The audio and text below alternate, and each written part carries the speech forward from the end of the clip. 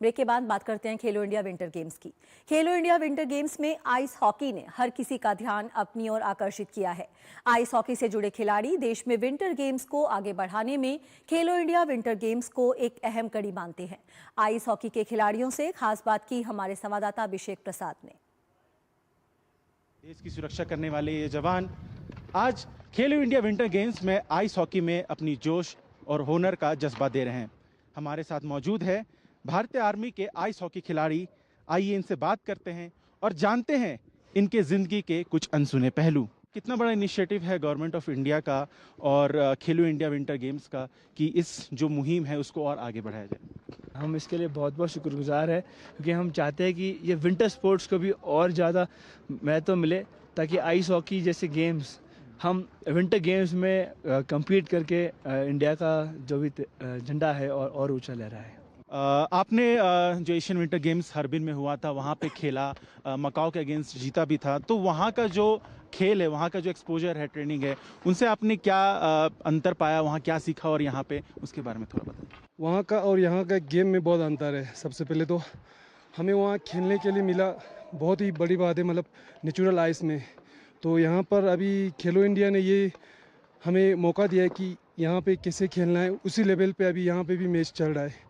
तो किन परिस्थितियों से, किन चैलेंजेस से आप लोग सबको गुजरना पड़ता है और किस तरह से आप लोग प्रैक्टिस करते हैं ताकि आप लोग रिप्रेजेंट कर सके इंडिया को?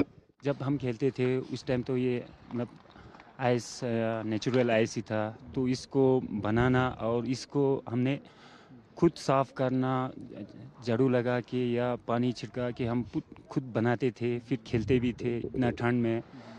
तो हमें बहुत चैलेंज करना पड़ता था इस आइस पे और इसको खेलने के लिए।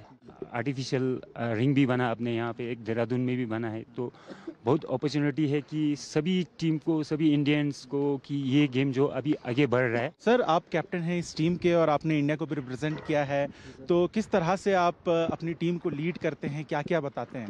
सबसे पहले हम आर्मी पर्सन है तो सभी अनुशासन और किसी चीज़ को करने का वो जज्बा होते हैं ना, उसको लेके हमारे टीम के जितना भी सदस्य है उसका सभी का एक टीम को जीतने का बहुत ही बढ़िया योगदान है।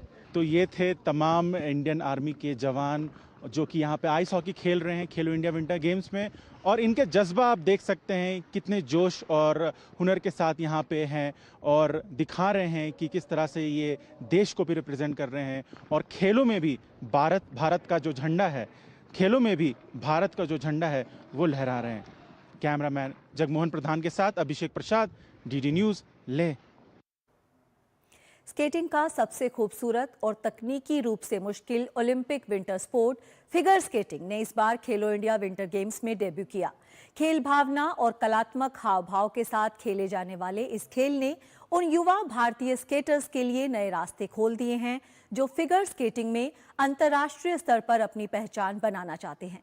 पेश है हमारे सहयोगी अभिषेक प्रसाद की एक खास रिपोर्ट।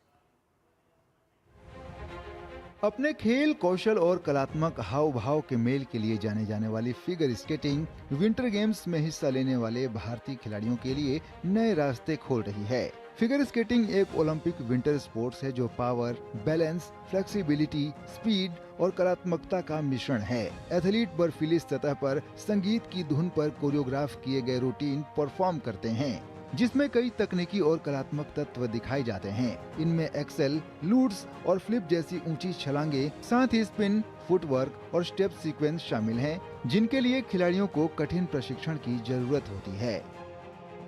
थोड़ा सा डिफिकल्ट सबके लिए होता ही है।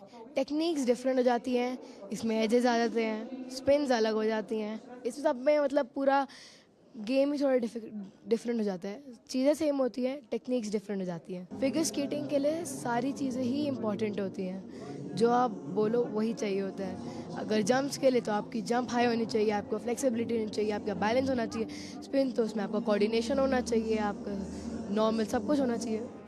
सबसे पुराने ओलंपिक खेलों में से एक फिगर स्केटिंग 1908 से विंटर ओलंपिक्स का हिस्सा रहा है। अंतर्राष्ट्रीय स्तर पर लोकप्रिय इस खेल से जुड़े स्केटर्स बहुत कम उम्र में ट्रेनिंग शुरू कर देते हैं। खेलो इंडिया विंटर गेम्स में भारतीय स्केटर्स पहली बार प्रोफेशनल जजिंग सिस्टम के तहत प्रतिस्पर्धा कर रहे हैं।